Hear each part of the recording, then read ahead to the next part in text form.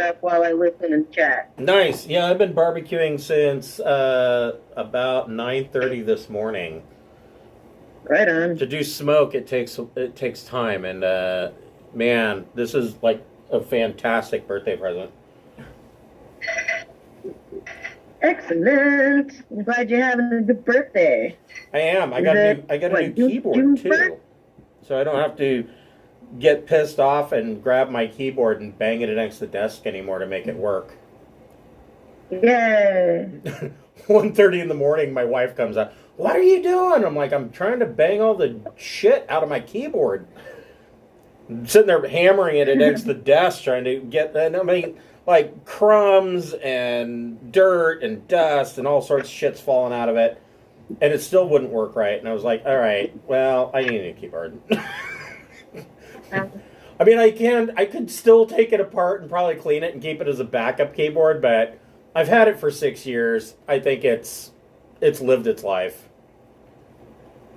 It served its purpose. Yes, it is for many noobs. If it's not a gaming keyboard, you can probably get another one for $10. Well, it is a gaming keyboard. The new one, I picked it out. So she's like, "Well, you know what it is." I'm like, "Actually, I didn't. I forgot that I'd picked it out.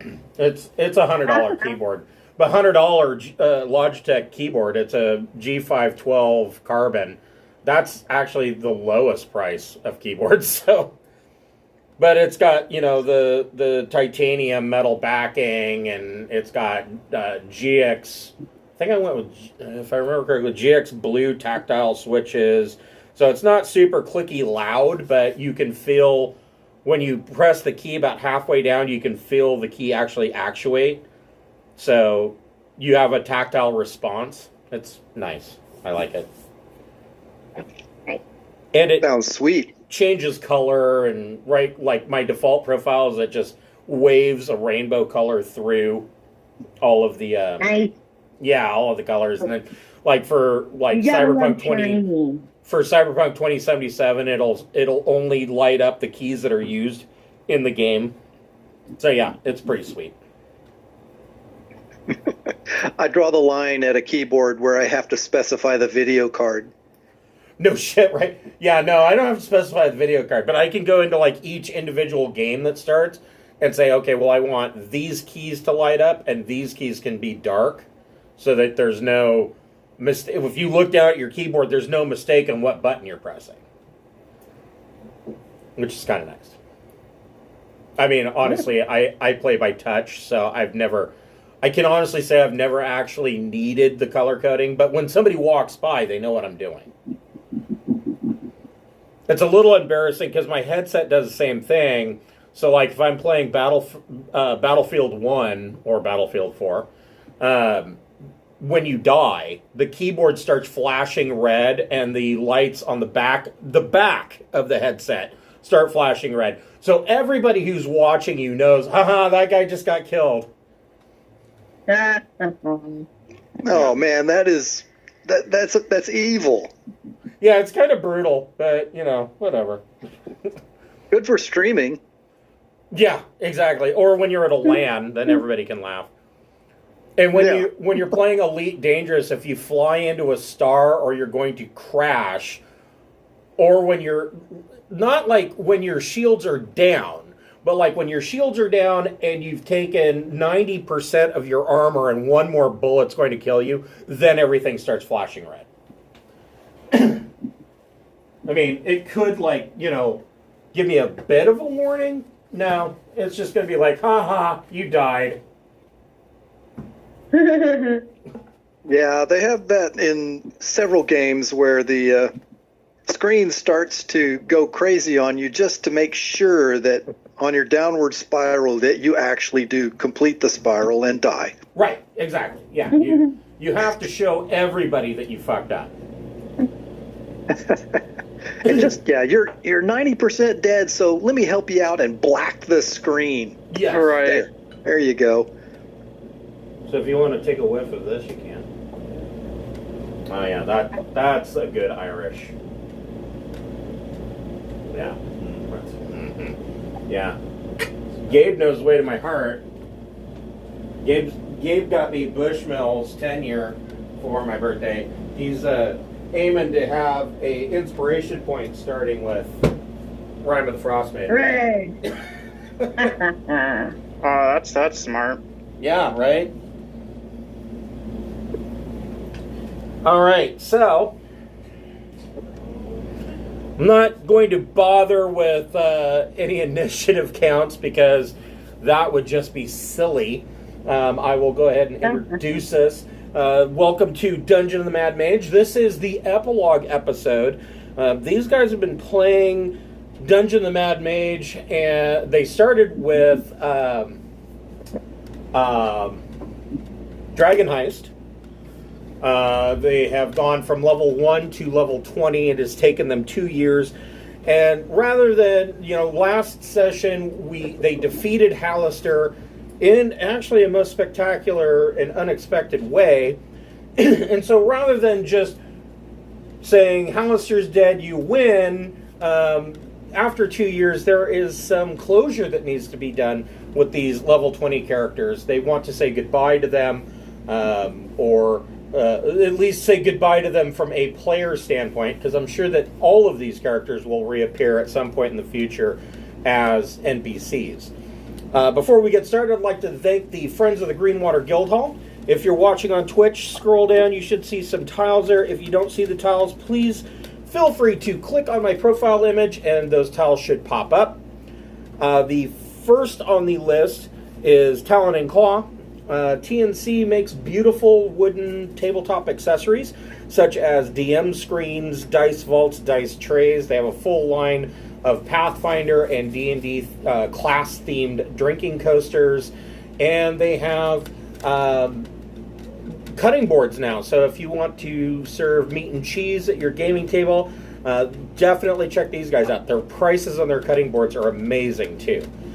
So definitely look into it. All of their stuff is customizable. You can have custom logos laser printed onto the products. So definitely look into them. If you click on their link, that should take you directly to their Etsy store. I don't know if they have any sales going on right now, but definitely check him out because he gets a wild hair up his ass and decides to put the entire store on sale every now and then. Next on the list is the Speechless Bard.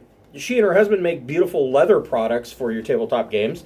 An example being that she makes handmade leather covers for your core rulebooks. She also has a full line of dice bracelets. A very popular one is the Pride bracelet, where every dice on the bracelet is a different color. That's one of my favorites. She has a dice rolling mat that when you roll it up, it looks like a spell scroll, and it has a little snap that closes it. She is over in the UK, so if you are ordering for a gift and it is time sensitive, definitely make sure that you order in advance because it can take some time to clear customs. And last on the list is the Fable Beard Company. The Fable Beard Company makes beard products such as oils, balms, beard butter, and co-wash. They are fantastic. I love their products.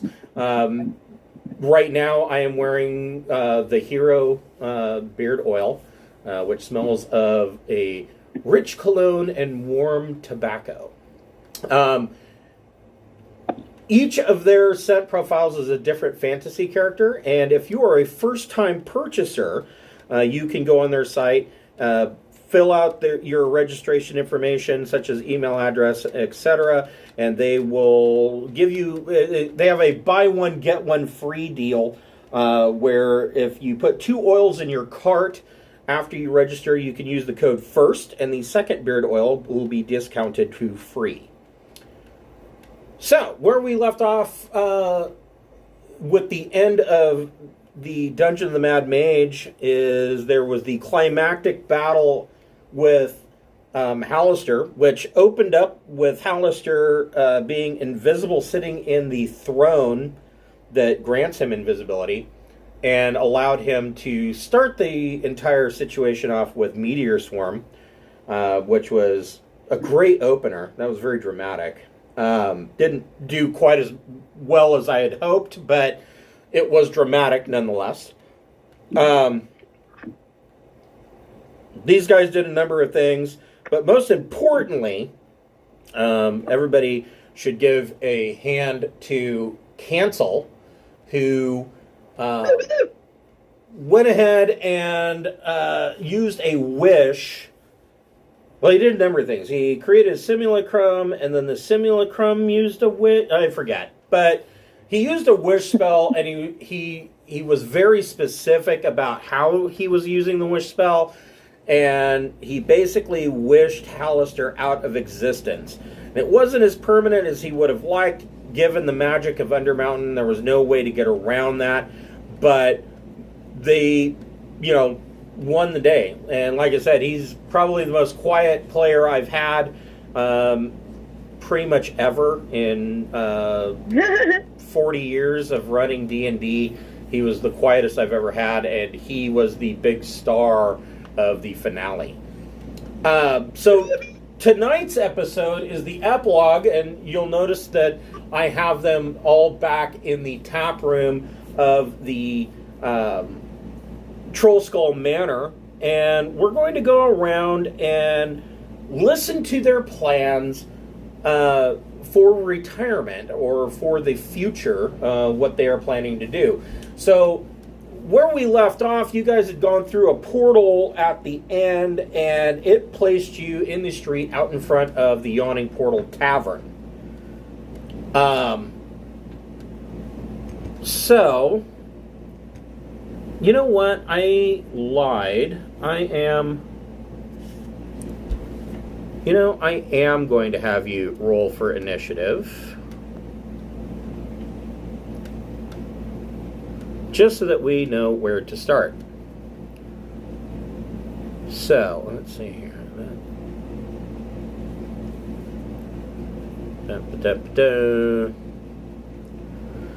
I will tell you right away, you guys are the first group I've ever had to do a actual epilogue, a single post-adventure retirement plan kind of session. I have done a funeral session where everybody had to get together and mourn the loss of the dead players, or the dead character. So everybody go ahead and roll initiative, and we'll find out who gets to start this off. Let's call it 7 for Telfar. A whole whopping 7. Someone roll a die for me. I haven't gotten my dice out yet.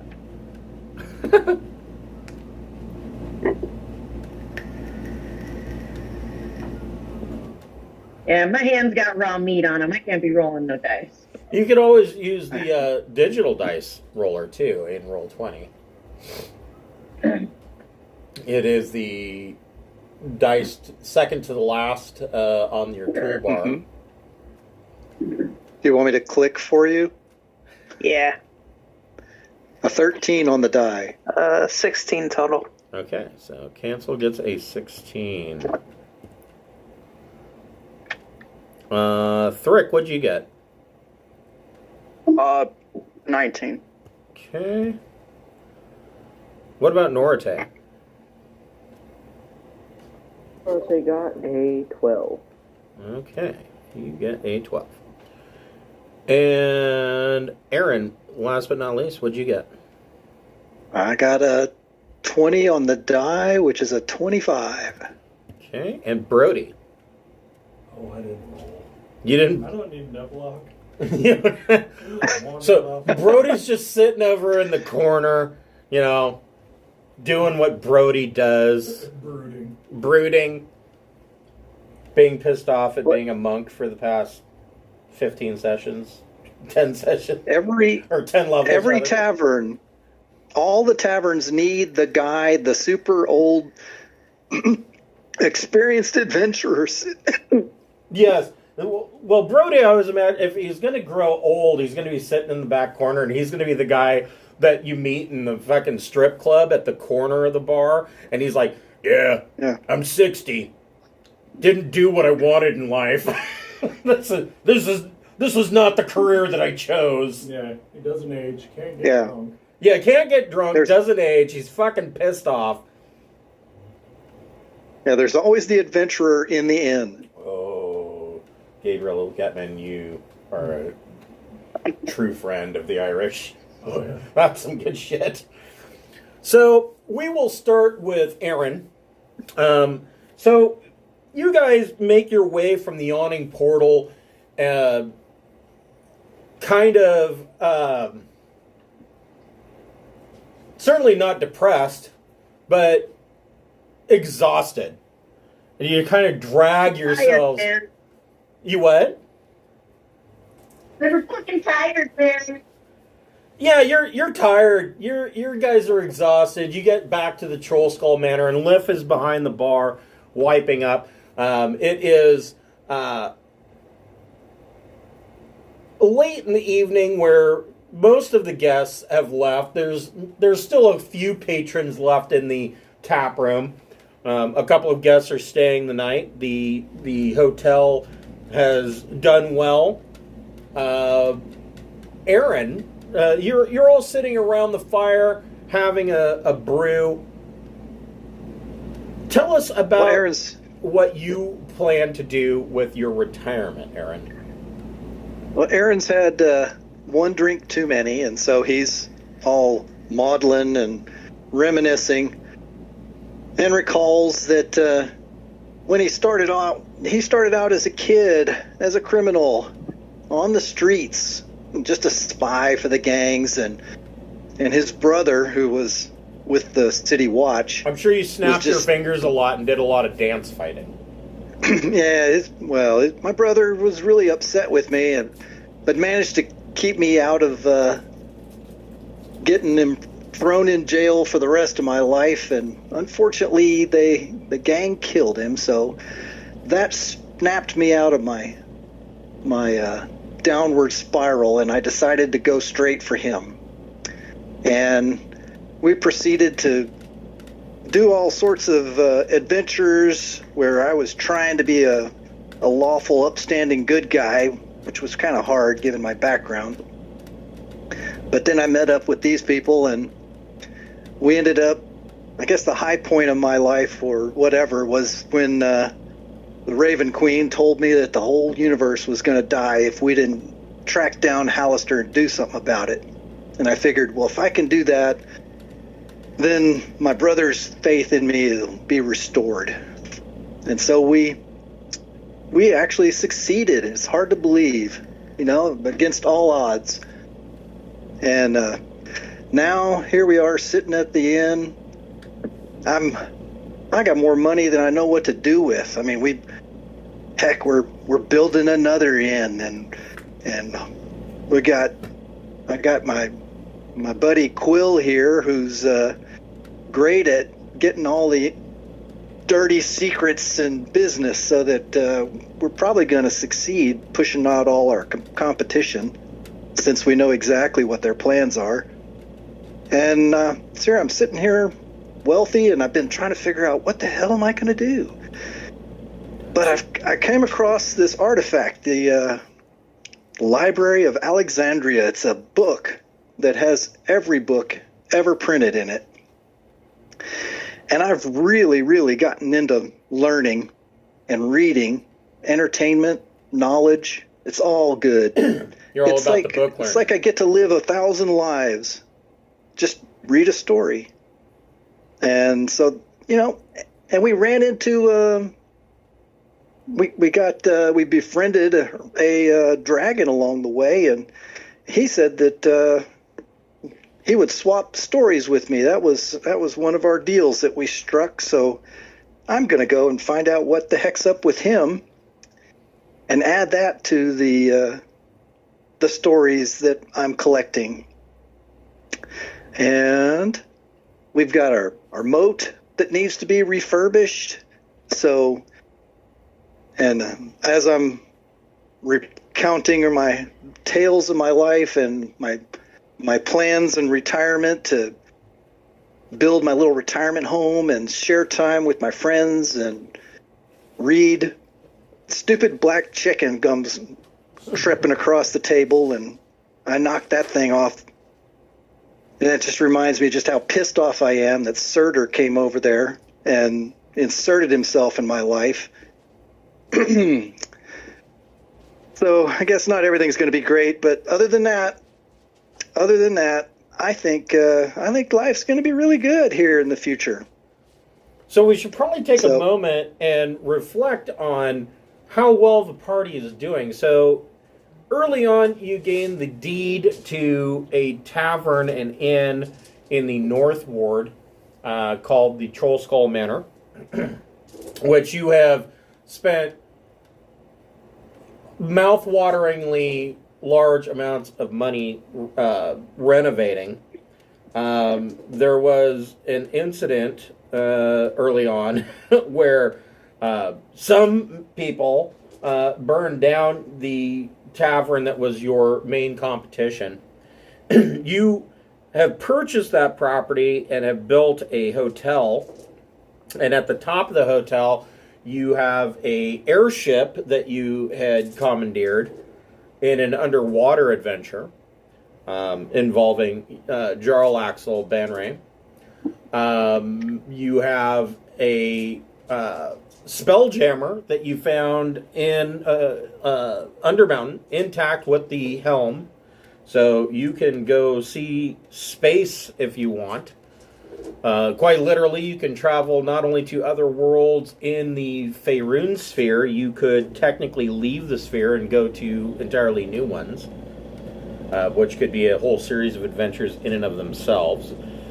You have liberated an earth moat that floats above the trackless sea, about 200 miles off the coast of Waterdeep, that has a temple and fortress that you liberated from the Yuan-Ti. Man, am I missing anything? I wasn't here for more of that. Did you mention the airship? Yes. Okay. Yeah, that sounds like the majority of our assets. Well, we did come across some customized artifacts for each one of us at some point. So those may be significant to some of us. Like, I love my book. That's awesome. So, Keep. last roll of the game. Hold on here. Who wants to make the business check? There will be a plus 50 to the roll. Who wants to make that roll? Oh, I think Telfar should. Ah, Lordy, let me grab my die. It's a 100 roll, right? Yeah, D100. Yep. Oh, only 100. Ooh. 94. So, the business covers its maintenance cost, and it earns, you can roll 3d10, multiply by 5, and that is the profit that you've made this week. Oh, this 10-day.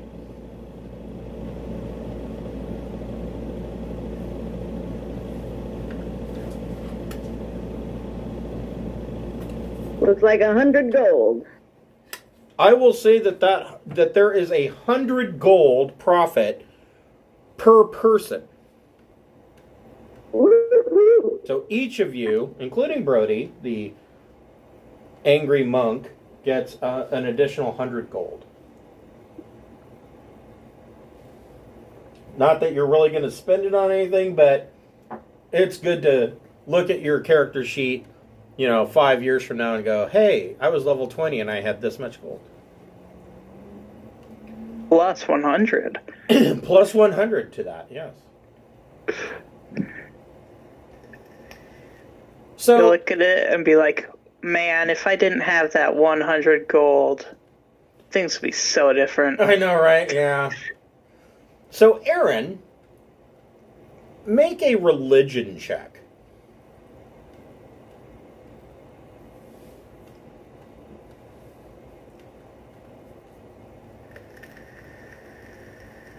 Well, if I have time, if it's not under pressure, then it'll be a 21. Okay. So the black chicken jumps up on the table. Nobody else can see that the chicken is doing anything, but the chicken is looking right at Aaron. And only Aaron hears the chicken talking. Kind of like Son of Sam talking to the dog. So the chicken looks at Aaron and it says, Aaron, here's a little known fact. The chicken was always just a black chicken. I just kept bringing it back to fuck with you. Bastard! And then the chicken turns back into a regular black chicken.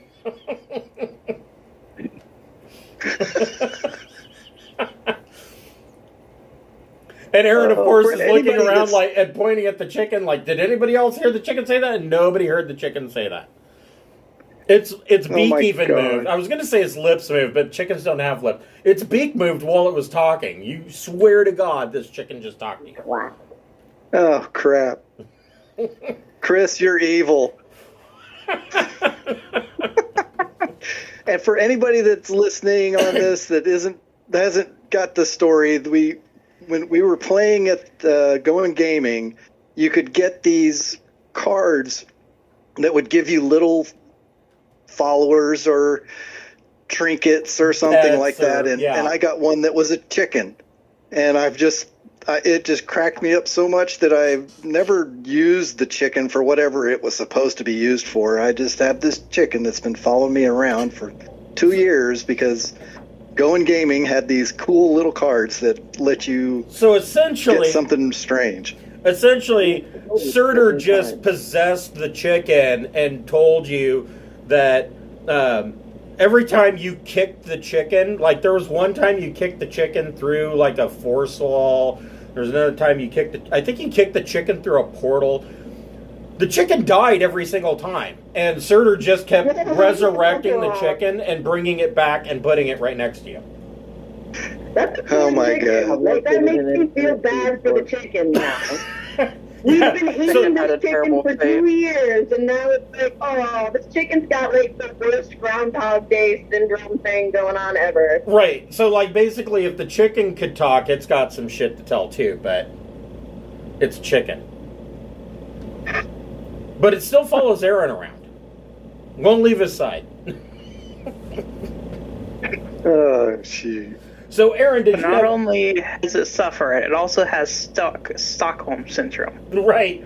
So, Aaron, did you have any future plans for your newfound wealth, or are you just going to sit back and drink in the inn? My future plans are not to go out there and throw my life against all the forces that are arrayed against civilization.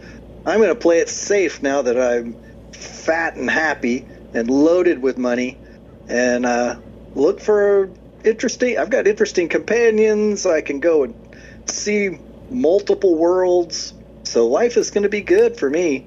I'm not worried about it.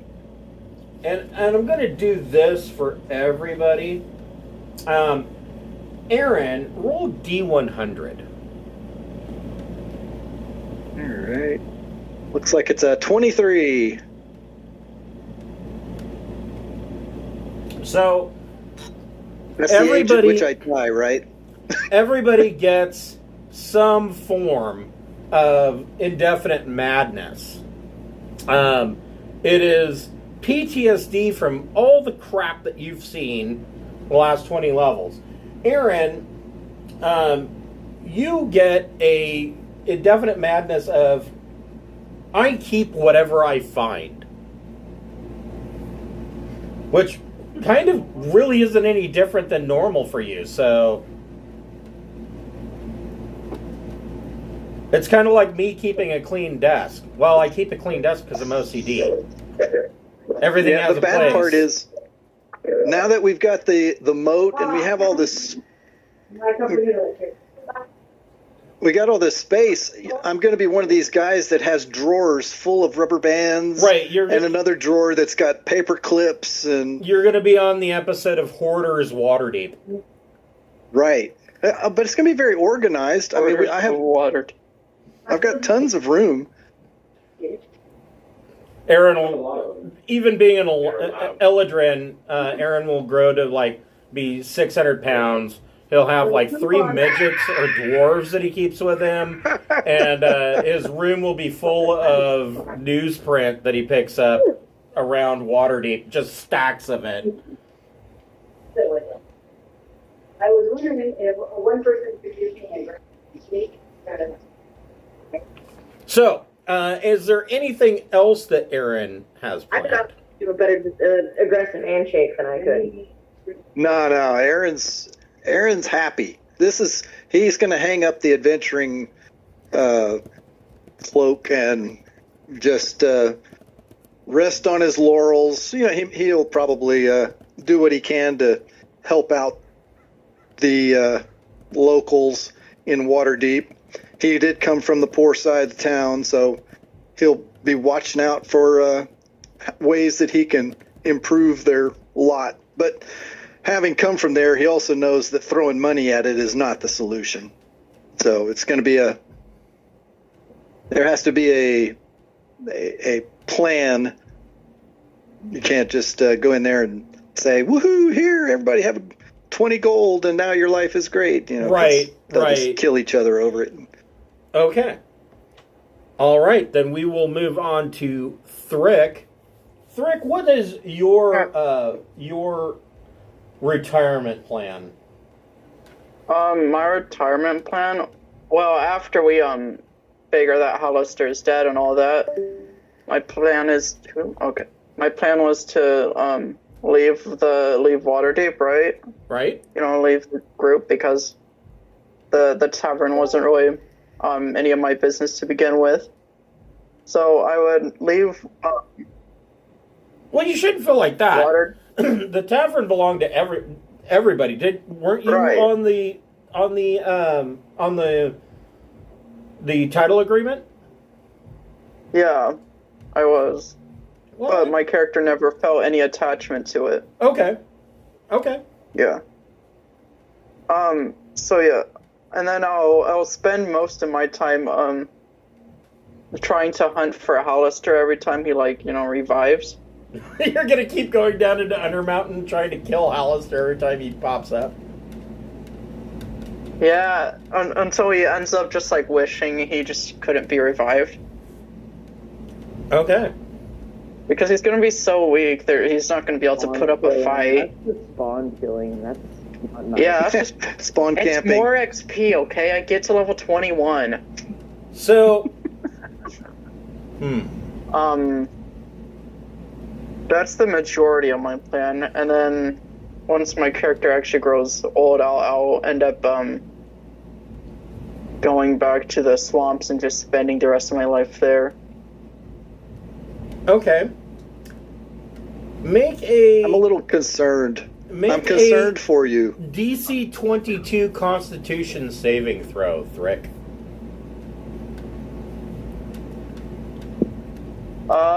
23. Okay, so there was a possibility in the future that you would fall into the same problematic situation as Jaceera Kesselthorpe, where you became a part of Undermountain. But you have Fate worse than both. you fight that off, and after many years, you do end up going back to these swamps with your hoard of gold. So my question to you is, what does somebody who's essentially won the lottery and gone back to the trailer park in Louisiana do with millions and millions and millions of dollars? So I actually just end up leaving all my gold at the tavern because I don't care for money. Okay. Here's the thing. That's the reason I've been the bank manager for him. The only reason why they keep it around. So you're not going to make Thrick World or, you know, Wow. renovate the swamp?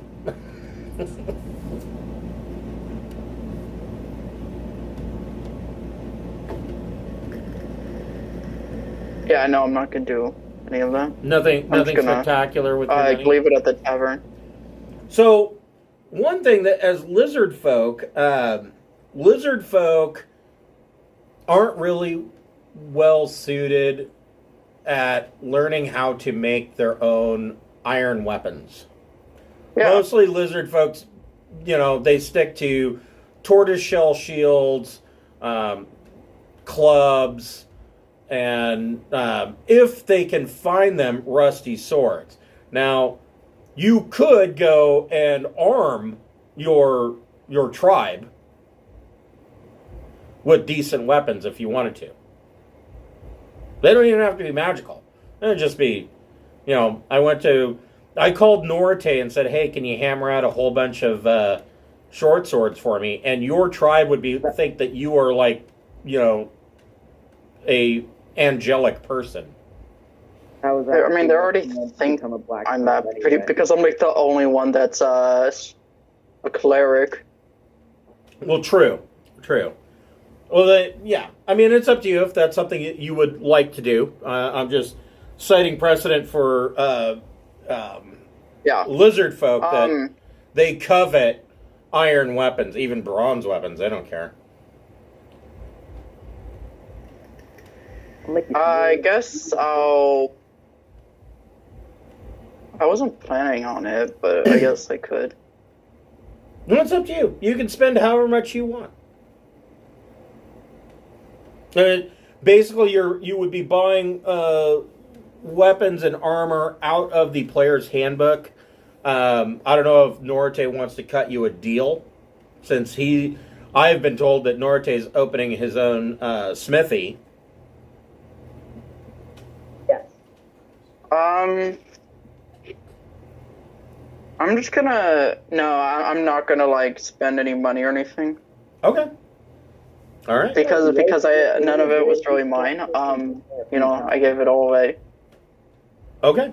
Like throughout the trip, I didn't collect any of it really. Right, because you have no real concept interest. of money. Yeah. Which is why Cancel was being the accountant for the two of you. Okay. Is there anything else there? No, that's about all. Okay. So, Cancel.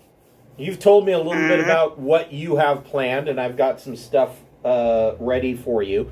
But tell us, Cancel, tell everybody what your plans are for retirement.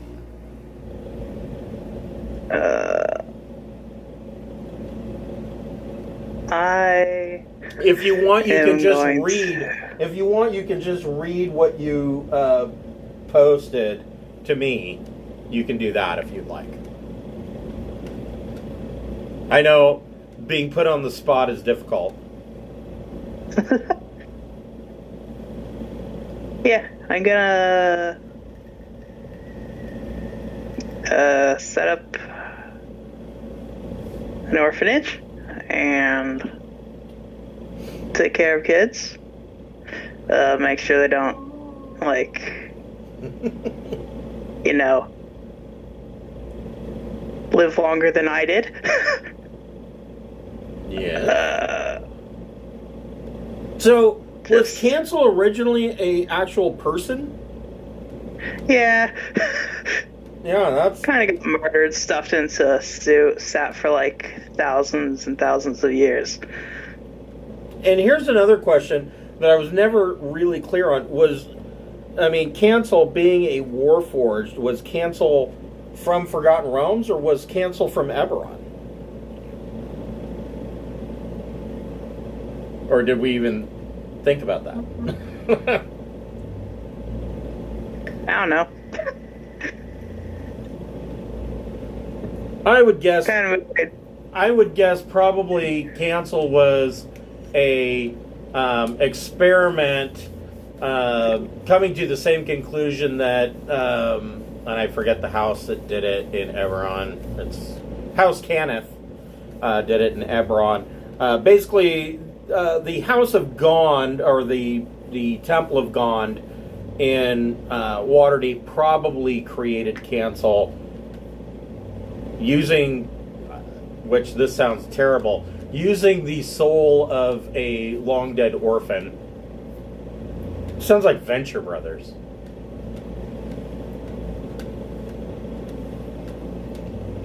So Yeah, that's actually what I was thinking of. Except instead of long dead, just an orphan, just kind of people forgot about, and then just grabbed him off the street, so cancel. sliced his head off, stuffed him. That sounds like something Aaron would like to do, or at least if Cancel's going to do the work, Aaron wants to support it and be a silent partner in that. So, because that's kind of where he came from, and right, he doesn't understand Cancel's connection to the whole thing. But yeah, I'll be a partner with you on that. Then maybe the two of you. So there is a local orphanage that both of you have been aware of. I think you ended up in the attic at one point because you realized that, and I forget how you got there, but in the attic of this orphanage is a teleportation circle. Oh yeah, and that's one of the two that I have in my book. Right, and this orphanage, you've met a number of the orphans that live there. There's a small group that has occasionally followed you around. One is a short, portly little black kid. There's a tiefling girl that follows you around. She likes to dress as a pirate, and she has a wooden sword but you guys ran into a number of these orphans early on in Dragon Heights, where they had basically made their own little base in the sewer, and there was a whole bunch of bearded devils in the area, so it was completely unsafe for them. This orphanage where these kids are living out of, it's run by multiple temples in Waterdeep, but it is rather run down. It does not get the attention that perhaps orphans deserve.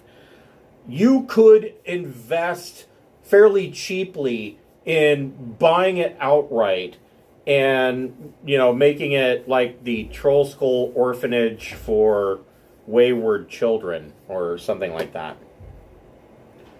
And when I say invest cheaply, I would say an investment of 15,000 gold between the two of you would be owners outright of this orphanage. Yeah, sure. Yeah? You bet. Oh, yeah. Not like double that. Also, I want to help because Narote was also an orphan, so he knows how it feels. Yeah, life is tough in the Forgotten Realms. No shit. We're all orphans. So, I was thinking the other night, I like the idea that, so anything that you imagine, theoretically, according to string theory and quantum physics, actually becomes a reality. It's another universe. So, I have this idea that, when you die, maybe you don't go to heaven, maybe you get to pick where you want to go with all these multitudes of universes. And I was like, I would love to go to Forgotten Realms, and I got thinking about it, I'm like, man, I'm going to end up being a fucking peasant. I'm not going to have any magical abilities, and a dragon's going to burn down my town. Or you're going to get killed by a bandit. Or I'll get killed by a bandit. Disease, or etc., etc., etc. Right. Yeah, it's going to suck. For the peasants, if you're good, knowing that you're probably, your odds are you're just going to be a regular Joe. Right now, in the developed West is the best freaking place there ever was. Yes. Because at least we can have flushing commodes and air conditioning. Right. Right. Yeah. Yeah. And you can own a gun that fires freedom bullets. I fire 500 freedoms per second. Freedom, freedom, freedom, freedom, freedom. So yeah, for 15,000 gold, you can buy this orphanage. Perhaps you could coax Brody, the pissed off monk in the corner of the bar, to maybe teach martial arts classes at the orphanage. I like it. You know, this thing could be self-sustaining or even profitable. We just need 10% of our future upstanding citizens to 10% of their future earnings, you know, for lifting them out of and training them in a trade like theft or whatever the heck it is. The precedent has been set. The Greenwater Mercantile and Adventuring Company did the same thing. They opened a school called the Greenwater School for Wayward Bastards that basically does the same thing. But they train people, they train these kids to be adventurers. So we're going to get into what you're saying is we're going to get into a commerce war with this Greenwater? Probably not. Greenwater's based out of Daggerford. They've had some problems recently. So this is one of the things that you guys learn about. So the broadsheets that are spread around Waterdeep, you learn that there was a big to-do in Daggerford, which is about a 2.5 day ride from Waterdeep south. And the big to-do was that a group went in and discovered that Duchess Morwen Daggerford of Daggerford was actually not really Morwen Daggerford. They discovered that she was a succubus named Pencheska. And things had gone tits up in Daggerford, and Morwen Daggerford had revoked the business license and property license for all buildings and forthwith properties from Greenwater Mercantile. And one of the founding members, a Gerda Battlehammer of Clan Battlehammer, 142nd niece of Brunner Battlehammer, went in with a party that actually discovered that the real Morwen Daggerford was imprisoned in a dungeon under Crom's Hold. And Crom's Hold was under the control of Lady Crom, who basically wanted to take control of Daggerford for herself and had made deals with devils to do it. And so this party went in and liberated Daggerford. So right now, as you guys are sitting around in your tavern, Daggerford is in a situation of upheaval, and they're very close. They're not far away.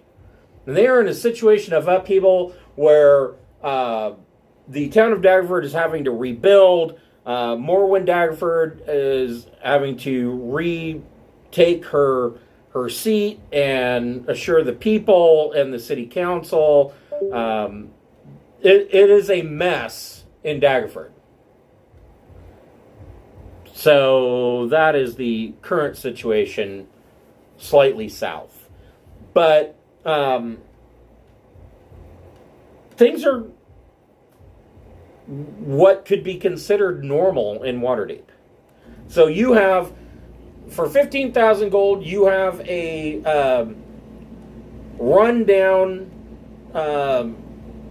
orphanage that is a old monastery that you can fix up.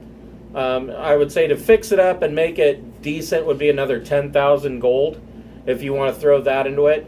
And you could have, an old drunken monk that would teach martial arts classes to your kids. You see somebody punching, you kick him in the throat. If you could dodge a wrench, you could dodge a ball. Throwing wrenches at the orphans. Yes. I love it.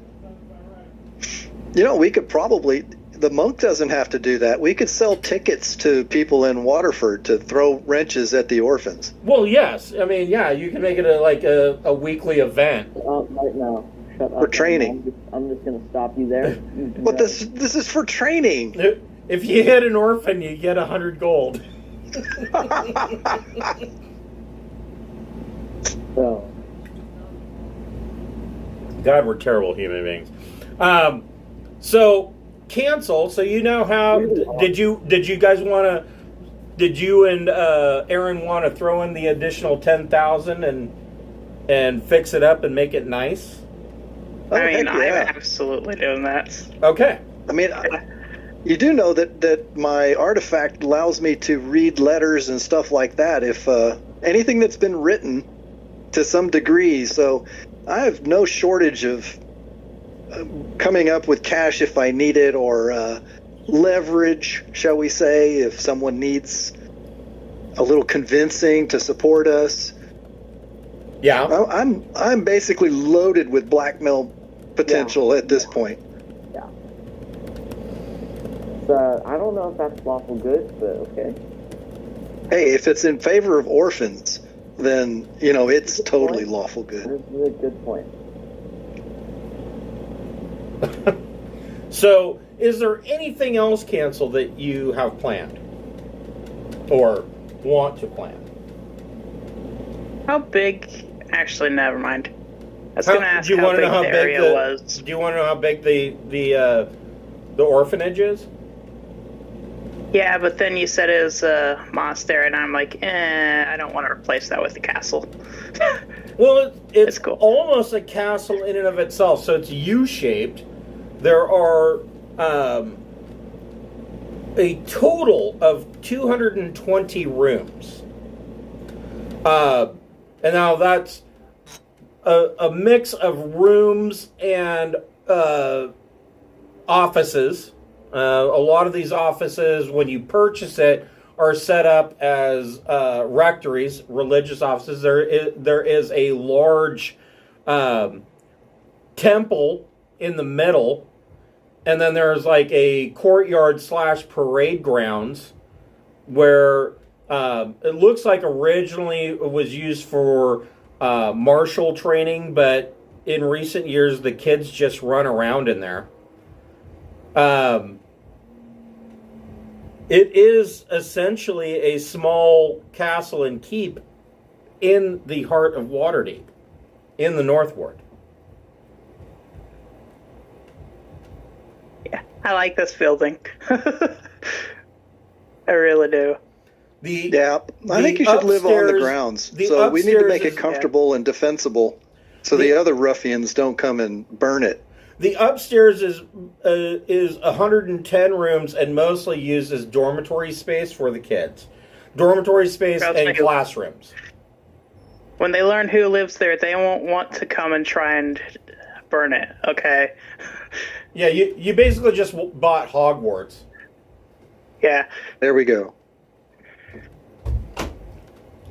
And he is Gandalf. So, anything else, Cancel? Not that I can think of now. All right.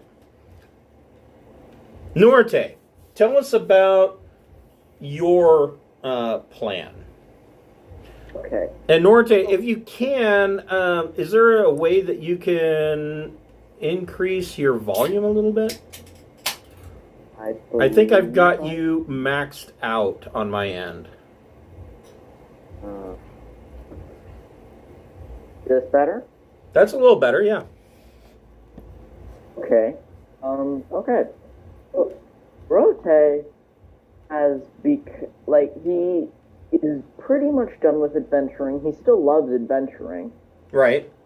So he will become invested in it in the future. So he's decided to become a blacksmith because he realized that earlier on when he made himself and Anthony armor, that he had good talent. Yes. And so he did that for a while, a month or two, and then a letter came saying that he was godfather of a child whose parents had gone missing in their priestly mission. Now the child's parents were friends of Neurotes when he was living in temple.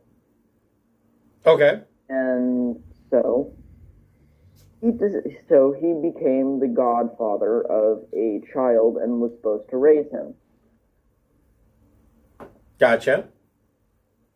So the child's name was Boic Bravesoul. And he, Neurote, always, did his best for him. He had never been a parent before. So, did need some help from other people. Occasionally. Okay. By other people, I mean our group.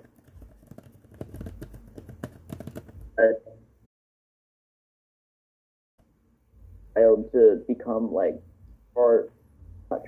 True.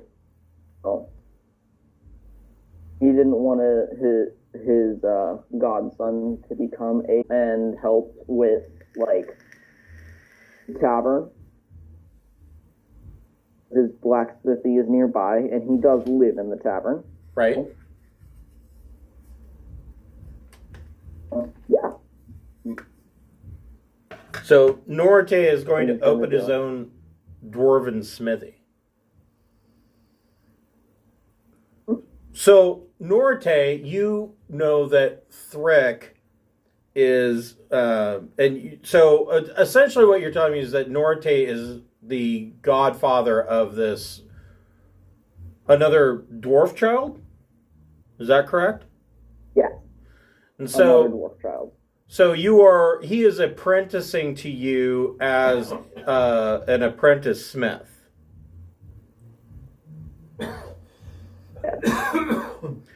And the question to you is, so you know that Thrick is going to retire and spend some time down in Undermountain, but is also planning to go to back to his tribe, and you know about having traveled with Thrick long enough, you know about the the issues that lizard folk have with smithing their own weapons.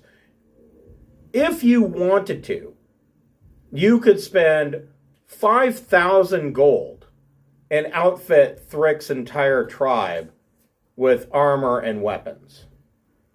Yeah, I would definitely do that. Okay. I already owe him quite a bit. He saved my life a couple times. Okay. So, Thrick's tribe could become a problem in the future. They wouldn't ever become a problem. Leave Waterdeep alone, okay? They become a solution. A solution. Yes. A solution to the problem. To pesky adventurers going into the swamps. So you could totally outfit them with normal weapons. And I mean, that would 5,000 gold would outfit all of them with, chain shirts, shields, and short swords. Okay. Yes, I will do that. Okay. Is there anything else? Is there anything else that Norte has thought of for a future plan? Not much. Mostly just raising a kid. Okay. All right. So you are raising a youngin and teaching him to smith. Telfar, tell us about your retirement plans. Hey, Telfar is not on right now. I will go get them. Okay.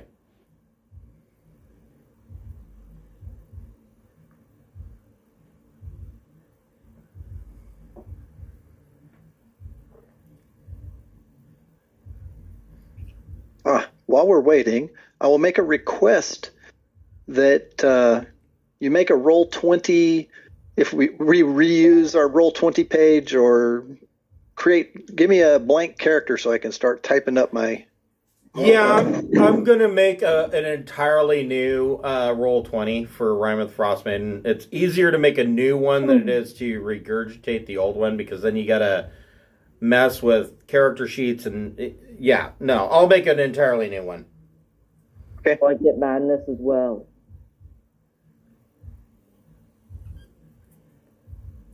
But keep in mind, our first session for Rime with the Frostmaiden will be in person. Yeah, I usually have it. I have the same character on Roll20 and then on my tablet, so I can click electronically wherever. I only bring that up because in a perfect world, we'll be going back to the shop soon. But, I mean, who knows when that's going to happen? I feel like I'm in the same... You sound like a robot. Do I sound like a robot? I think Liam has. You are lagging out bad. Let me try to reconnect. Okay.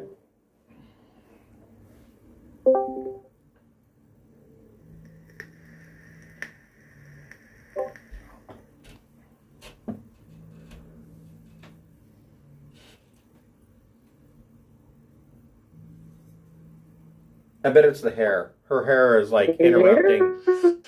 You're still kind of robot-y. I was joking. I bet it's your hair. It's probably interfering with your Wi-Fi signal. Here, let me try something on my end. I might be able to fix this. I will have to disconnect, and I will be right back.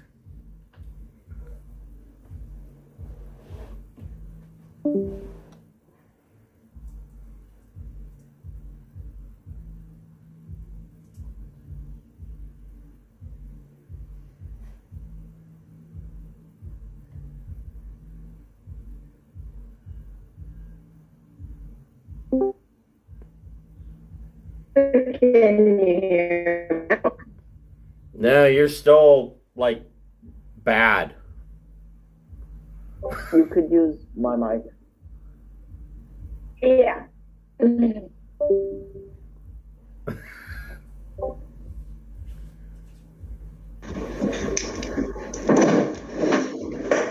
Alrighty. I'll just sit at Liam's computer for a minute. Wow, that's way better. Why didn't Liam sound that clear and loud? I don't know why Liam doesn't sound that clear and loud. Probably because he wears headphones. It sounded like he had a towel over his face. Sorry. Well, I think Liam wanted to know if he has to make a madness roll. Oh, yes. Actually, you're right. So, Thrick, we're going to go back 3 players. Thrick, make a D100 roll.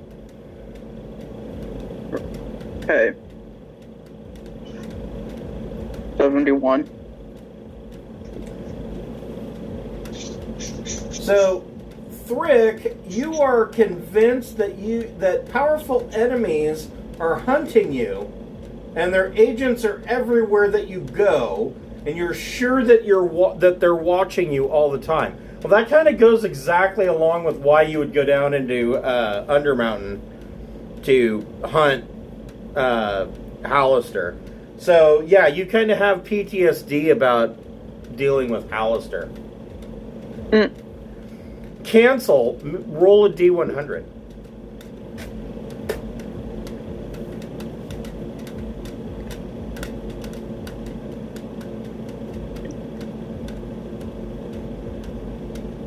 Uh, 20. Is that a what number? 21. A 21. You also get the PTSD of I keep whatever I find. Alright. And Norite. Not nearly as fast as I was afraid of. We're not going to let go of those orphans. Norite rolled D100. 76. 76.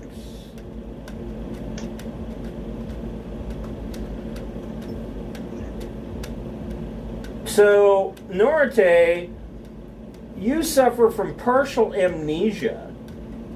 You know who you are, and you retain your racial traits and class features, but there are some people that you've met in the past that you no longer recognize.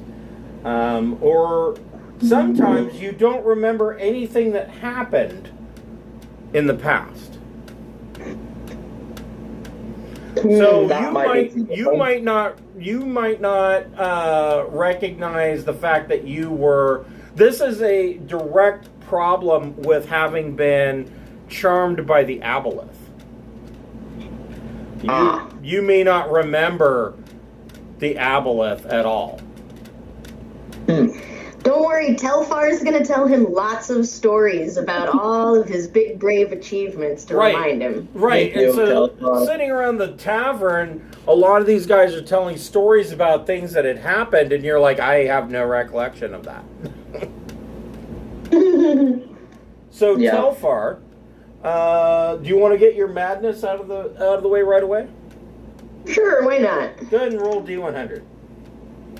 86.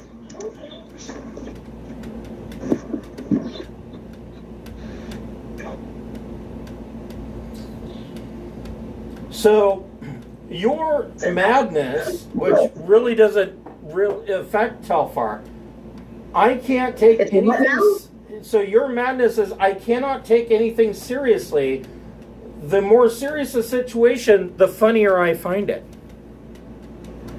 Well, that's just. I mean, that is Telfar. That's kind of Telfar anyway. It's appropriate. I think Telfar had that at the beginning of this adventure. I've had that curse all along.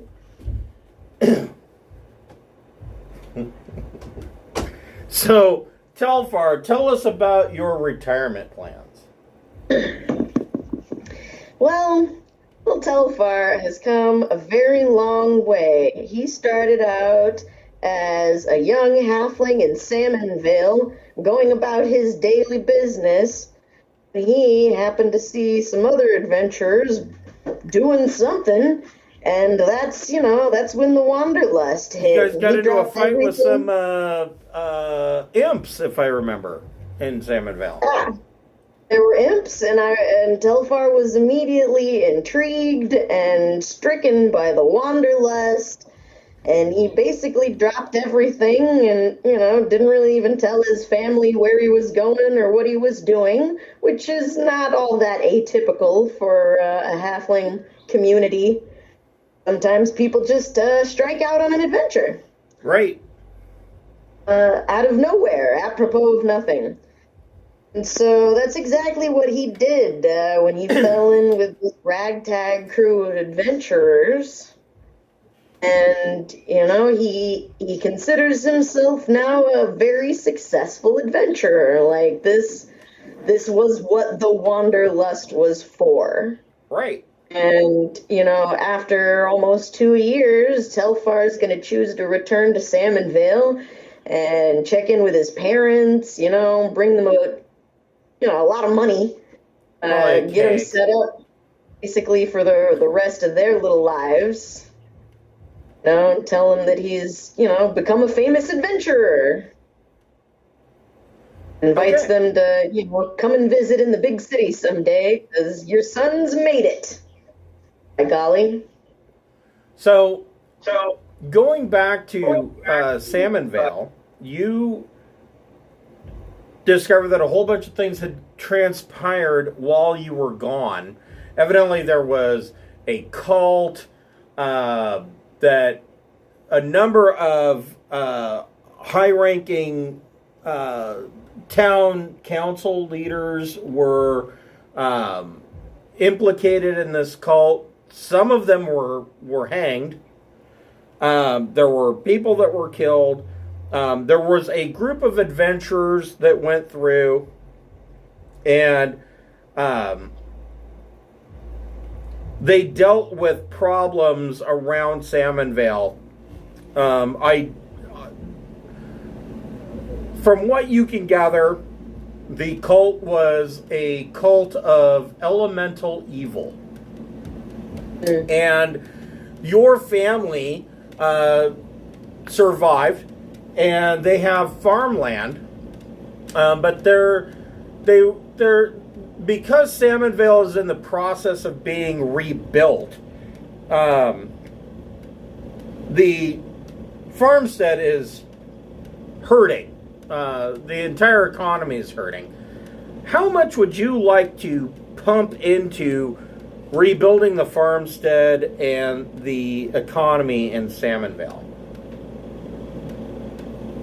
Oh, I don't know if Telfar is, as concerned about all of Salmon Vale as he is about his family, but I'm sure a charitable contribution to the town council wouldn't go amiss. No, it would not. So, your specifically your family farmstead is lacking in cows, goats, chickens, sheep. Probably 2,000 gold would bolster them entirely. And then you can make a decision on how much you want to donate to the town to, I don't know, set up a barbecue shack? I don't know. Well, here's my goal, essentially, is I want my family to be one of the most, more wealthy families in the area, but not so rich that they're going to be a target. So middle class. I don't know where that level is, really. Yeah. Okay. So, if you wanted to set your family up, probably 10,000 gold would set your family up. And then you could decide, where you want to spend as far as donating to the town of Salmon Vale to help with the rebuilding efforts. Well, let's call it about 8,000 for my family and about 2,000 for the town. Gotcha. That works.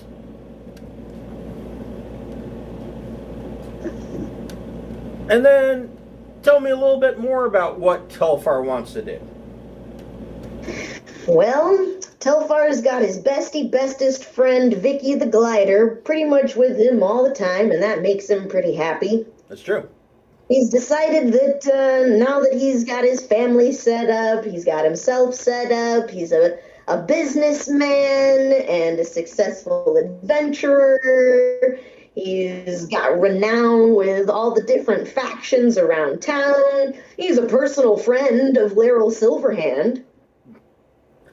That's one way to put it. Sure. And he thinks it's time for him to settle down and take a wife. There's this cute little were-rat halfling girl that works at the tavern that he's had his eye on for a little while, and I imagine he's going to initiate courtship. So, Telfar, make a persuasion check at advantage to sweep this little were-girl or were-rat girl off her feet.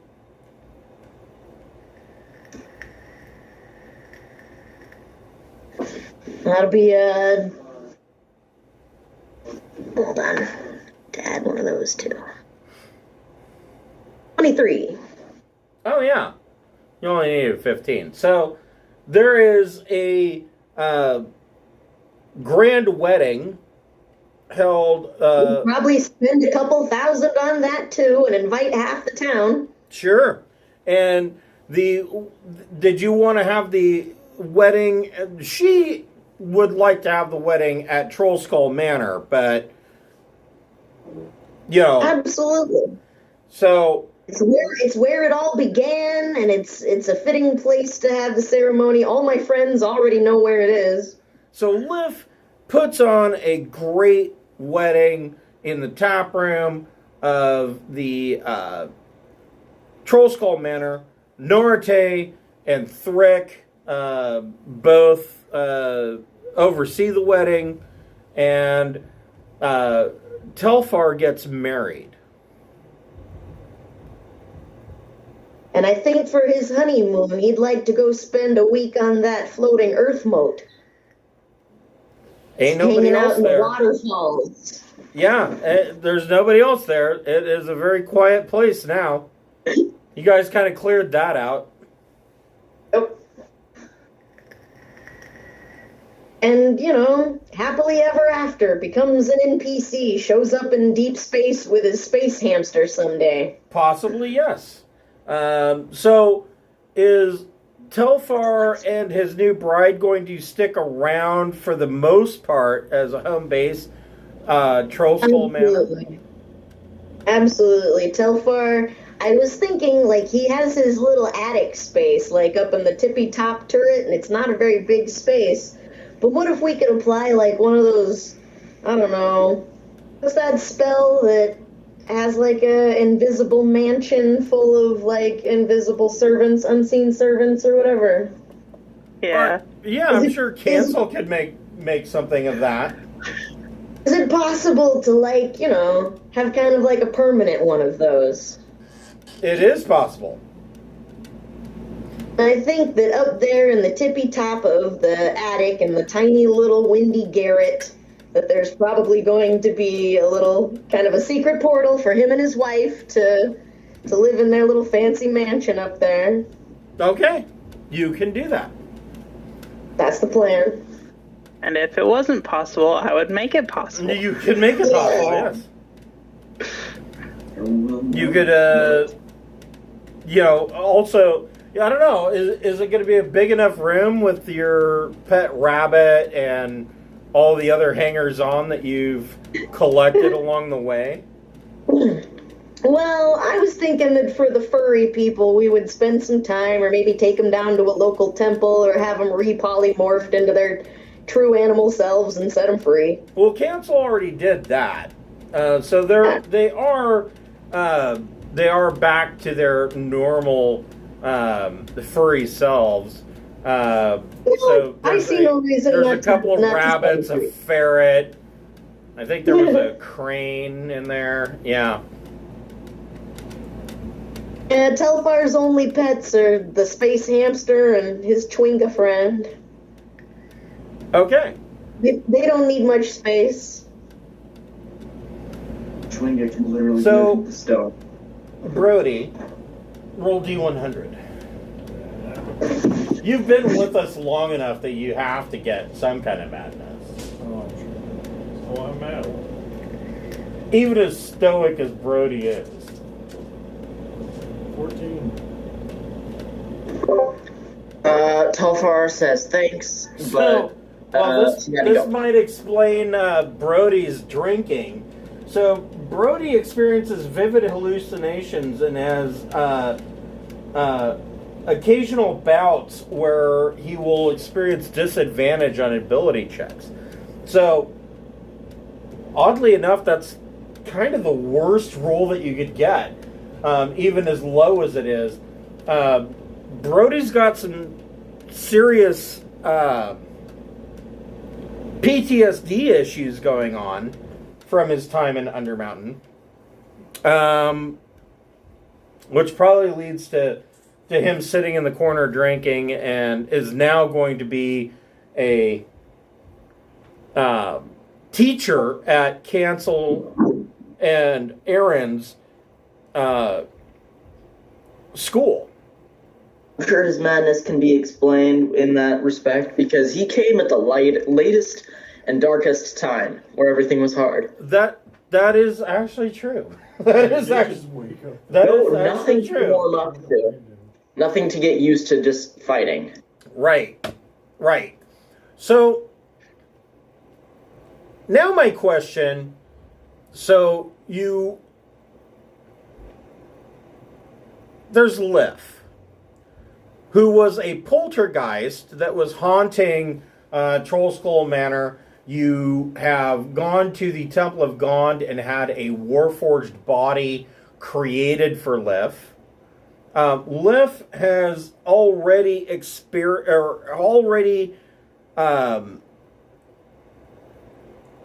told you a desire to go adventuring.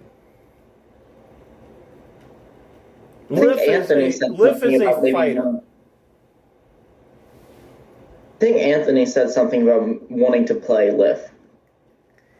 Did Anthony want to play Lif in the next campaign? He said something about playing like the Barkeep and the Warforged, so I assume he was talking about Lif.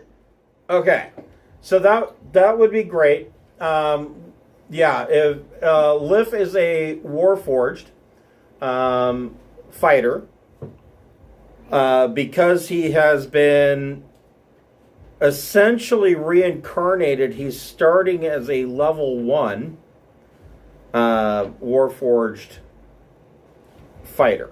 So, is there anything else that you guys want to bring in for your ending? There's one more thing I would like to mention for Narote. Our next character for Rime of the Frostmaiden is friends with Boic. And Boic, by that time, I assume, probably grew up a little bit. Boic being your kid. Yes. So that's how my character knows Boic and Narote. As a dwarf, being a little bit grown up isn't saying much. So he could still be friends with Boic, or even be a relative of Boic. But I will tell you that Rime of the Frostmaiden is going to overlap with your time in Undermountain. Oh, that changes things a little bit. Then we can just scratch that. But he could know him. So I'm going to go back around, and I'm going to start with Brody. Brody, tell us about the scene changes, and it goes from Waterdeep and goes north, and there is snow and wind blowing across an icy shore as a ship comes in and docks amid a bunch of icebergs in the bay, and you start in Bryn Shander. Tell us about your new character, Gabe. I haven't decided yet. Yeah. He waited for me to do all of that before he said, I haven't decided yet. I have made a barbarian human who's dumb. Very dumb. Very dumb. Okay. Sorry. I was going to play a barbarian, but 2 barbarians is also fine. No. Because I'm really torn between playing a barbarian or playing a swashbuckler. And so swashbucklers are so cool. I couldn't figure out how to make one. If you're torn, I will tell you that in Icewind Dale, goblins and kobolds, and of course Goliaths, are all playable characters. They're all completely normal in Bryn Shander. Or any of Icewind Dale. So if you wanted to play, like a swashbuckling kobold would be fucking hilarious. Or a swashbuckling goblin would be hilarious.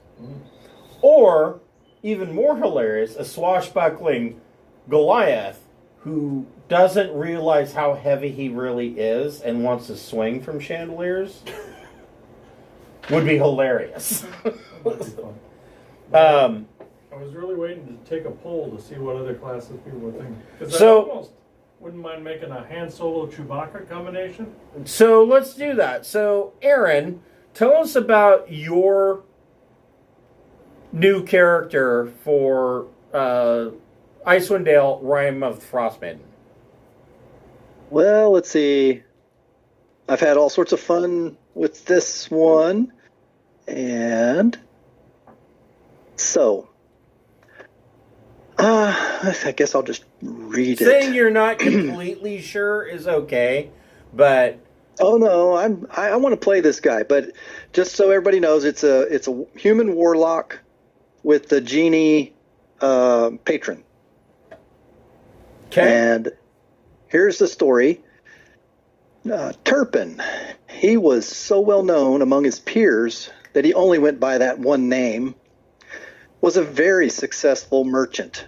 He spent his entire life learning the value of goods, making deals, and generating profit. On his 81st birthday, his age finally caught up to him. Nearly blind from cataracts, he stumbled and fell. The priest took his money, but even though they healed him, he couldn't walk. In the years after that, Turpin found time to reflect on his life without considering the profit. It wasn't a good life, he realized. He had neglected his family and let greed poison his every relationship. He'd never married. He preferred to meet his physical and social needs through straightforward cash transactions. What a guy. Oh, sentiment had admittedly allowed one bastard offspring to arise, but she never even knew her connection to Turpin. Reflecting on even that slight connection to humanity brought him nothing but pain, because she and her children died in a fire in the slums of Helm's Hold. Jesus. Poverty. Yes, poverty kept them there. Something he could have fixed at the cost of a case of his fine wine. He'd hurt everyone he cared about. He couldn't see, he couldn't move, and his bones were in constant pain due to age. He felt no joy. His life was crap. He realized that he was crap. Unexpectedly, he heard of a young adventurer who had found a genie's vessel. He sold his business and everything he had to buy it from the girl. The genie offered a chance for the former merchant to redeem himself, and the offer was accepted in a heartbeat. So his contract says, in exchange for its freedom, the genie holding this contract will provide Turpin the mobility of his youth, relief from the pains and limitations of age, improved sight, and access to magic. Neither party to this contract shall seek directly or indirectly to hinder or harm the other, and shall otherwise endeavor to interpret this contract only in ways beneficial to the other. That contract was traded among genies and balanced several ledgers among their kind. It ended up in the hands of a married noble genie. For reasons unknown, but within the bounds of the contract, the genie granted the old mortal a portion of his power. So the end of all that, Turpin is an ancient human male. He's a guild merchant, and he's developed skills in persuasion and deception so he can make deals. Older guild members may remember his success, but most have only heard of the collapse and sale of his once great enterprise. Tucked under his chain shirt, he wears a small crystal vial on a leather cord around his neck. So Turpin doesn't seek violence or anything like that, but he wants adventure. He wants a life because he's lived his whole life without one, and he wants a chance to do good in the world.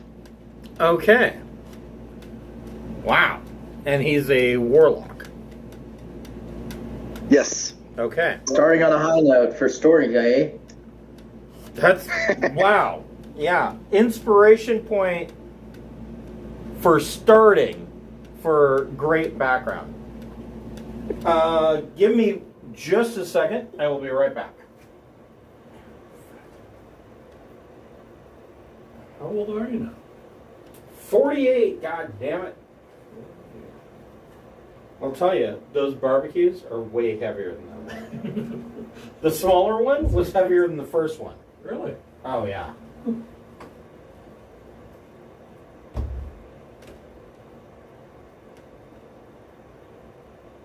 So we moved to this house, and we're unpacking and all that other jazz, and I came across something I had and I haven't used in a long time, and I'm having all sorts of fun.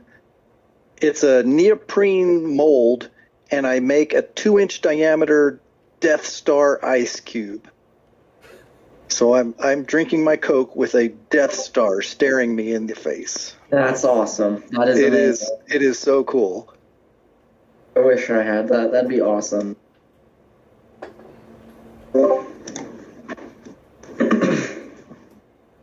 So, Liam, you want to make a barbarian? I do. That's what I was planning on. All right. Yeah. Do you know what kind yet? A rage barbarian. A what? Basically, he just gets angry at stuff and then hits it. He doesn't, like, have any attunement with the wilds or anything. So, like, a basic barbarian. Kind of, yes. All right. He's just a dude with anger issues. Any race you picked out? A black dragonborn.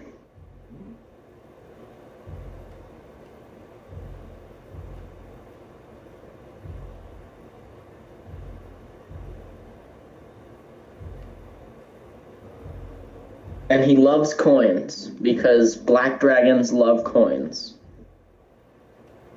More than any other wealth, so black dragonborns also love coins. But he likes them a lot more than any other one. All right. Is he able to spend any, or does he have to keep them? He spends it, but he usually just tries to hoard it, and he doesn't know why. So every morning, I have my alarm set. My personal alarm is set for 9:30. Kate's alarm, of course, goes off at like 7:30. She gets up and she goes to work. I don't have to wake up that early, so fuck it. But I don't want to sleep in too late. Yeah. At 7:45, my cat, Tassie, comes in and wants to know why I'm not up out of bed. She doesn't want to eat. She doesn't want water. She doesn't need anything. She just needs me to be up. And so she jumps and climbs on my hip and meows in my face until I get up. And then when I get up, she knows I'm going to get up, I'm going to go get coffee, I'm going to go sit at my computer. And then she jumps on the back of the chair. She's like, okay, you're up now. Now I can take a nap. It's hilarious. Every morning. And I'm like, what do you want? What do you need? Nothing. I just want you to be up so that I can go take a nap. I just want you to be around me so I can sleep right. All right, Thrick. Ridiculous. So, Colby, tell us about your new character for Rime of the Frostmaiden. So, I was thinking about, doing another lizard folk, because I just felt like it. I've done, like, a lizard folk druid before, but it only got to, like, level 3. So, that's what I'm doing. I'm doing a lizard folk druid. I haven't come up with the name yet, but he'll be, like, I guess, like, an albino lizard folk in, like, a white wolf pelt. Okay. So, that's how he stays warm, of course, in the mountains. Of course. Cold-blooded. Otherwise, he'd just die. That would also make sense why, he wouldn't be in tropical temperatures and stuff in the sun. Before we go any further, everybody gets to start, no matter what, at level 1, you are starting with cold weather gear. You write that down in your equipment, you get to start with cold weather gear. I'm sorry, so Colby, continue with your lizard folk. Why is he in Icewind Dale? He's in Icewind Dale because, he is albino, and they just kicked him out of his clan because he was, of course, the different color. Uh-huh. And he was sent to live with. You're a fucking freak. Get out of here. Yeah, he heard of other lizard folk like him that were living in the mountains in order to camouflage better. And so he decided to try and make the journey to move in with them. Okay. And so he lives like near the clan he joined tribe he joined lives near Icewind Dale. So he usually spends a lot of his time going there to get buy what he needs. Supplies, right? Yeah. Supplies. Okay. Yeah. That's about it. And okay. Of course so your tribe would probably trade in like seal pelts, maybe polar bear pelts, wolf pelts, and of course the ever-present knucklehead trout.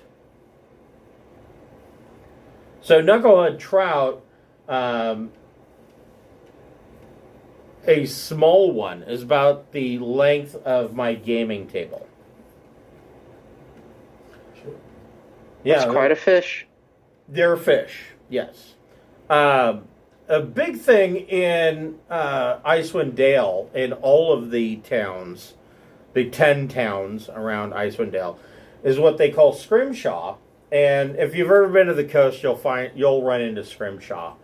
But scrimshaw for the 10 towns, the knucklehead trout are so big that they take the bones and they do the carvings into the bones.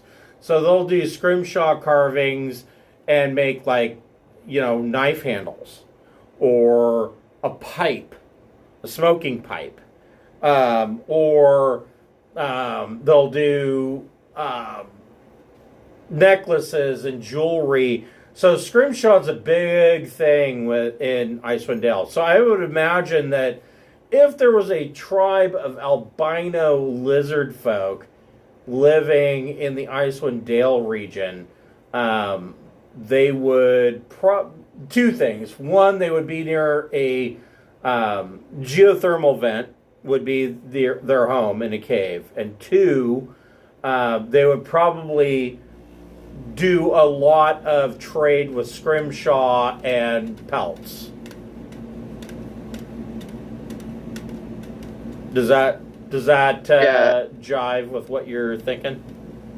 Yeah, that makes sense. All right. You have any more background for your character? No, that's about it. He was just pretty much a hunter like the rest of them. Okay. And would also go into town to trade, yeah. So, I'm sorry, what class was he? Druid. Druid, okay. Yeah. Cancel. What are you going to do for your new character? So, Brady, tell us about your new character for Icewind Dale, Rime of the Frostmaiden.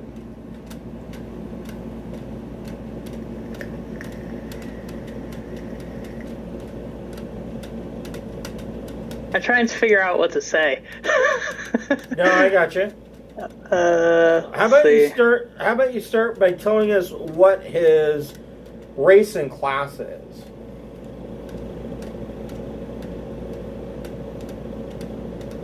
Okay, so hello, I am a good old boy. I am, well, not necessarily boy, more like ungendered changeling. Gotcha. Bard. Okay.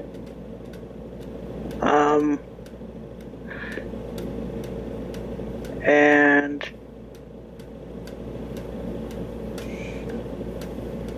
so I had this family. Everything was going almighty fine. And then I spent my life savings on this ring, you see? And I had this wonderful marriage. And then, right before the marriage ended, my wife fell off the cliff with that ring. And neither of them were ever seen again. And then I came back to my town, and I realized... American Family Insurance. Yeah. I realized my house was burnt down, and then I just went, screw it, and just went north.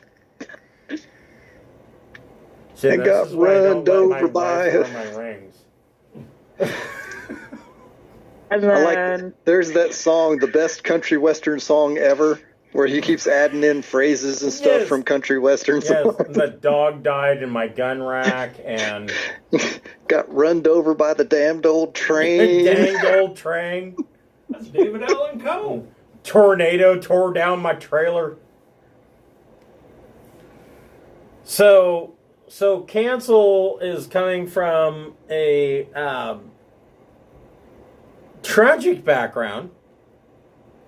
Well, not Cancel. so, yeah. But Brady's new character is coming from a tragic background.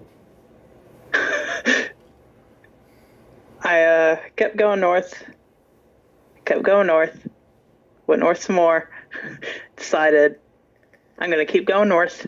You got as far north as you could get. Screw it. Why pick a direction? Just keep going. And on the way, I came across this strange, let's call it a violin. Okay. And I started playing it. I was curious. I just picked it up, started fiddling with it, and suddenly just the sound of everything, just these songs just started flowing in me, through me, and kind of sort of scrambled up my brain a bit, not gonna lie. It did not cooperate. And then went north some more. Now I'm here. Okay, so we have a changeling bard. Norte, tell us about your new... So, Liam, tell us about your new character for Icewind Dale, Rime of the Frostmaiden. So he is a black dragonborn barbarian named Ripped because he was found at the foot of an ancient crypt by a tribe of His name is Goliaths. Ripped or Crypt? Crypt. Okay. He was found at the foot of an ancient crypt by a giant, not a giant, I thought maybe a tribe of Goliaths. And that was the name they gave him because that's where they found him. So, yeah, he mainly was just raised by a tribe of Goliaths until he could, like, fend for himself, and then they said, okay, bye. He helped you. Not really a Goliath. You're on your own now. But, yeah. So, pretty simple background. He just wants to explore. And also to increase his hoard of coins. He is obsessed with coins. Well, of course he is. He's Dragonborn. A black Dragonborn, and black Dragonborn's favorite type of treasure is coins. Naturally. Is there anything else that anything else to know about him? He's kind of an anti-hero, meaning like he protects like the innocent, but he still likes killing people. Like he's kind of evil. His alignment is true neutral. So he encourages people to protect themselves, but will protect them when they can't. Yeah. Nice. All right. Alyssa, tell us about your new character for Icewind Dale, Rime of the Frostmaiden. I'll go get her.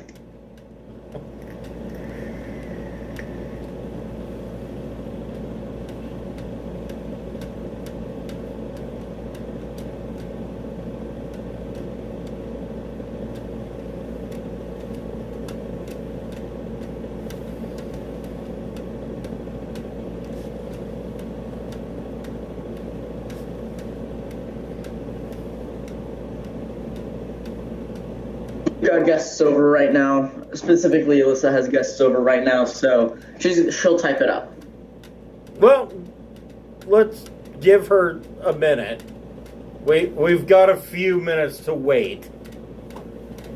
I can go get dinner now. You can go get dinner. Yeah, she said don't wait for her. She's busy making dinner. Okay. Well, Brody, do you have any additional ideas? Well, I think I want to make a gunslinger type. Okay. A hand solo / gunslinger type. Okay. Who just kind of, probably maybe even a bounty hunter. Who's sort of. So, are you going to go ranger or artificer? What? Ranger or artificer? Yeah, which kind of gunslinger are you going to go? I was debating between rogue or fighter. I recommend ranger. You could, I will tell you, so only out of the library of books. Yeah. But there's no real reason to not say that you wouldn't have gun proficiency as a rogue. I was planning on really just reflavoring something. I was thinking about making him sort of a tinkerer, so maybe remaking a sling or a crossbow. What race? Probably human. Or maybe gnome. Either human or gnome would work. Gnome would work really well. You get that built in. Well, if I wanted to get really exotic, I might make an artificer gnome. I thought they were the perfect race for it. So I will tell you, artificers. Here's me. But see, I don't really like. Here's me. So here's my problem with gunslingers. Mm-hmm. If you Google gunslinger, yeah, you will get 152 fucking different gunslingers. Yeah. And Matt Mercer hasn't nailed down his original gunslinger, which was for Pathfinder, wasn't even for D&D 5e. Mm-hmm. So there's that. Yeah. If you wanted to do a gunslinger, my choice, if it were me, I would choose Ranger Hunter is one option. Mm-hmm. And you could go with long arms or pistols. You could dual wield pistols. I don't give a shit. And you could change your proficiency from longbows and short swords to firearms. That's an option. Another option, if you really wanted to just go with the flow, you could do an artificer. An artificer comes at level 1. They have proficiency with firearms. Now, if you wanted to expand on that in the future, you could go, well, I'm going to go artificer. I don't know, it's a hard choice. Probably, what is it, cannoneer or? Yeah, it's cannoneer. Basically, I just want to make a ranged kind of bounty hunter, kind of snarky kind of guy. So I would go bounty hunter background, and I'd probably go ranger hunter and replace your ranged weapons with firearms. Is what I would do. There's an option I've done in the past, which is just to make a fighter that uses hand crossbows and use everything as written, because you can get the hand crossbow feats and stuff like that, and right. And just say my hand crossbow is a pistol. Right. Yeah, that's kind of what I was leaning towards. You could do that too. Yeah. I mean, it's a big iron. Because it's just a reskinning is all it is. I don't mind any of the features. Well, that's kind of my point. If you wanted to, man, you could make it really brutal.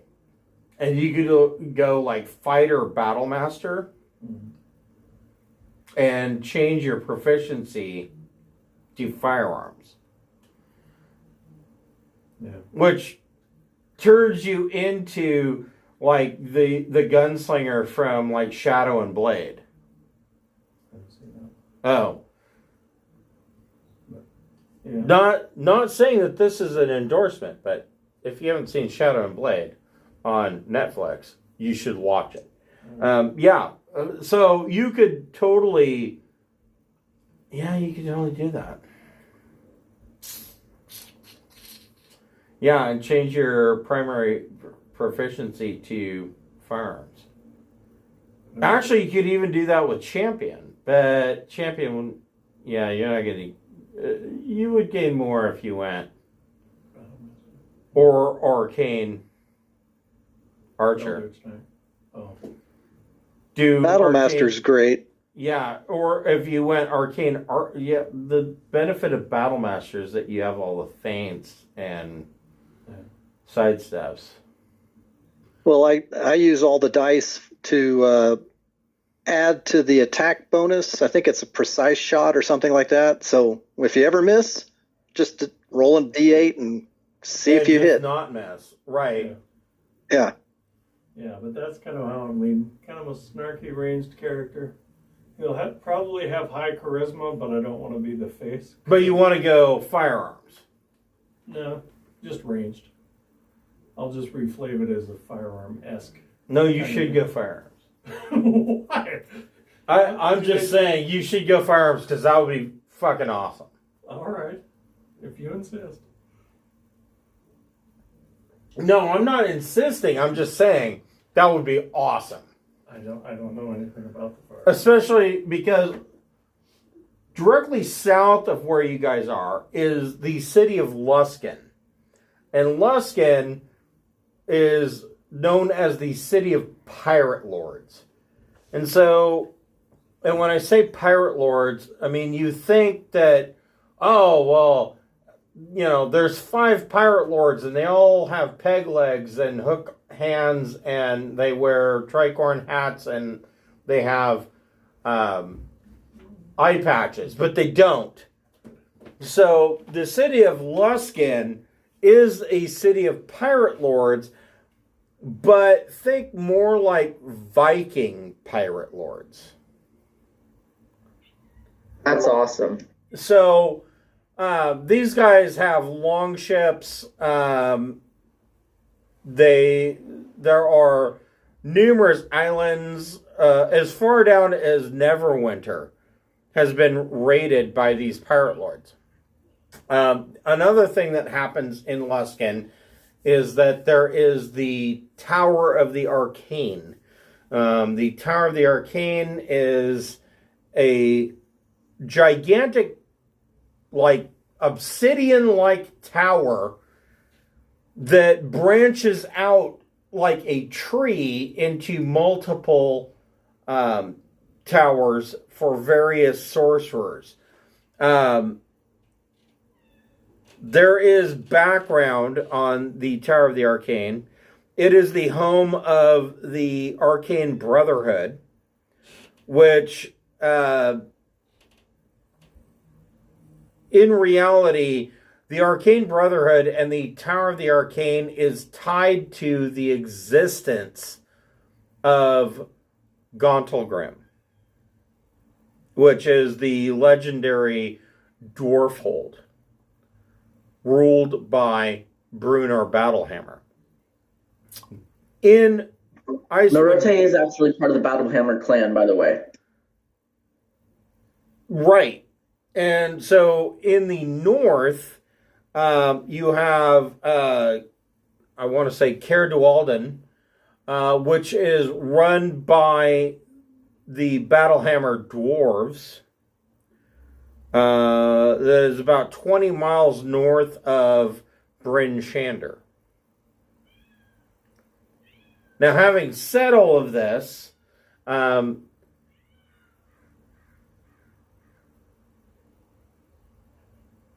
you guys are all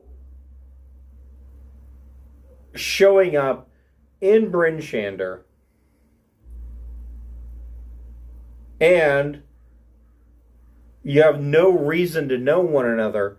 You all are huddling in a tavern for heat.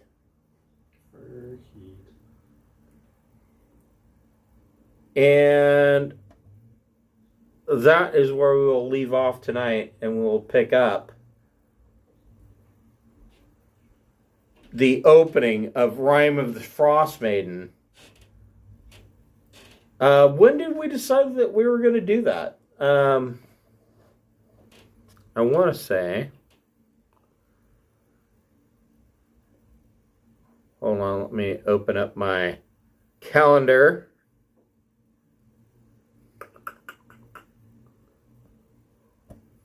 Or not. Hold on, I have to find my calendar. Oh, here it is. So, let's see here. If I remember correctly, Alyssa's not available this Friday. Is that correct? So, June 4th. Anybody? Liam, looking at you. Am I? Oh, I'm not even...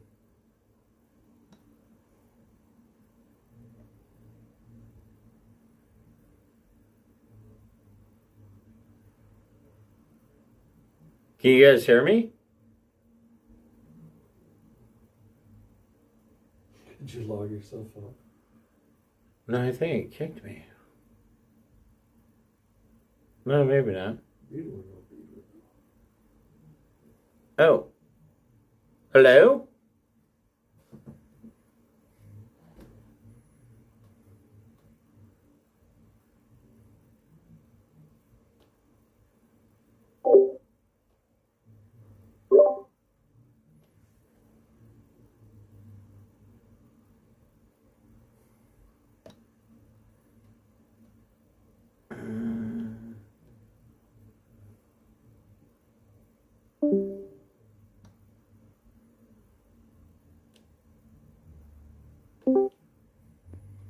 Can you tell me about this area? There you go.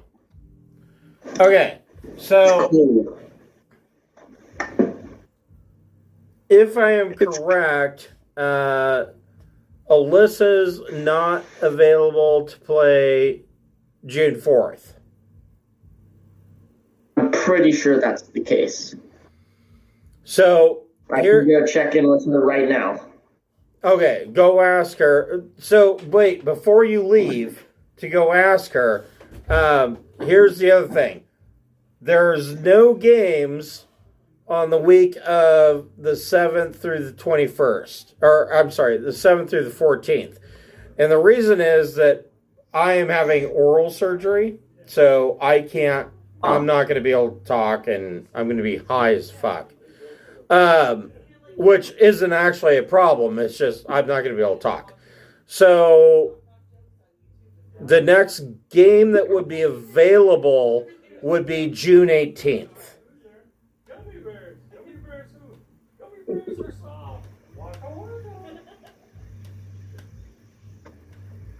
If we're going to take a week off. Okay. Got it. Yeah. So go ask her if she's available June 18th. Double check. Yeah. Okay.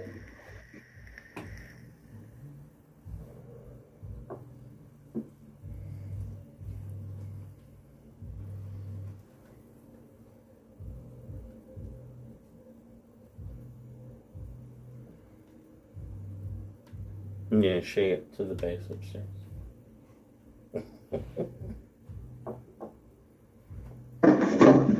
She will be on for the 4th and the 18th. So that's the plan. She can do live in person for the 4th? Yes, I'm pretty sure. Okay. So that's not what she told me before. But okay. What about the rest of you? Are you good for the 4th in person? I am. Yes. Yeah.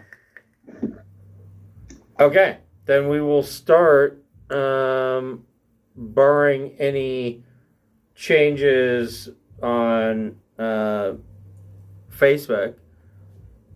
Let's plan for Friday the 4th as our first in-person game for Rime of the Frostmaiden. Okie dokie.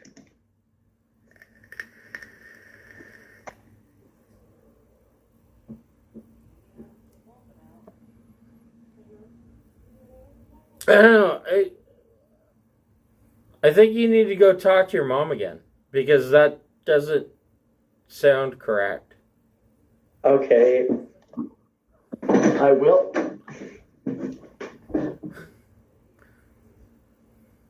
Sorry, guys.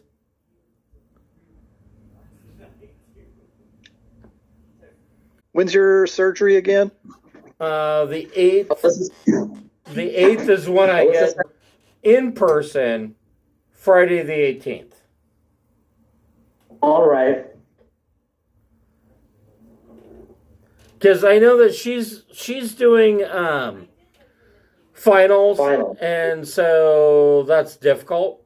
And I've got a whole week of misery. So the 18th looks like our first session of Rime of the Frostmaiden. All right.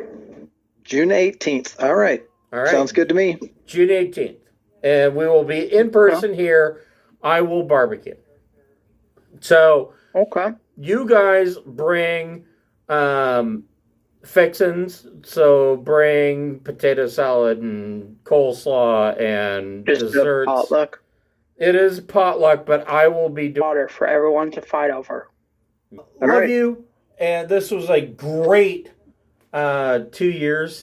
Yeah. Okay. Yeah. Thank you. Bye. Have a good night, guys. Good night. I'm still here. Have a good night.